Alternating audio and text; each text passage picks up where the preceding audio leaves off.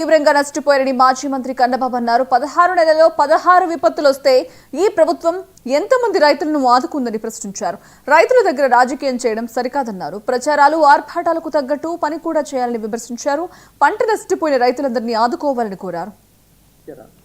2024 నుంచి ఇప్పటి వరకు డిప్రెషన్స్ కానీ డీప్ డిప్రెషన్స్ కానీ సైక్లోన్స్ కానీ మొత్తం 16 వచ్చి నేను చెప్తున్నారు.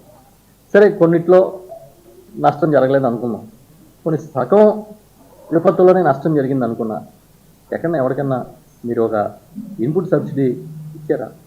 పోనీ మీరు వేసిన లెక్కల ప్రకారం చూసినా కూడా 5.5 లక్షల మంది రైతులకి 600 కోట్ల రూపాయలు ఇన్పుట్ సబ్సిడీ ఇవ్వాలనే కదా. మరి ఆ ఇన్పుట్ సబ్సిడీ ఎక్కడ ఇచ్చారు? 16 నెలల నుంచి ఇచ్చారా? అసలు ఒకటి కాదు, ఏ రంగం తీసుకున్నా పబ్లిసిటీ తప్ప ఇంకేం కనబడదు.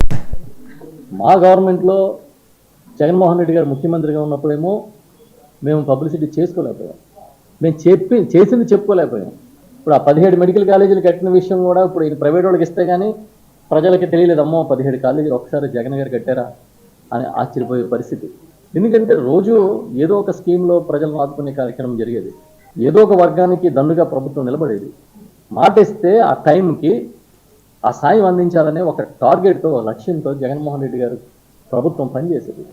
ఇవాళ పబ్లిసిటీ మీద మాత్రమే ఆధారపడి మీరు అయిందంటే అయిపోయింది, మీరు అవ్వలేదంటే అవ్వలేదు. ఇప్పటికీ ఆయన్ని విమర్శిస్తూ ఆయన్ని తిరుగుతూ రోజులు గడిపేయడమే తప్పించి మీకంటూ చెప్పుకోవడానికి ఏమన్నా ఉందా? అట్లా చెప్పండి, మీరే చెప్పండి. 2024 నుంచి ఇప్పటి వరకు డిప్రెషన్స్ కానీ డీప్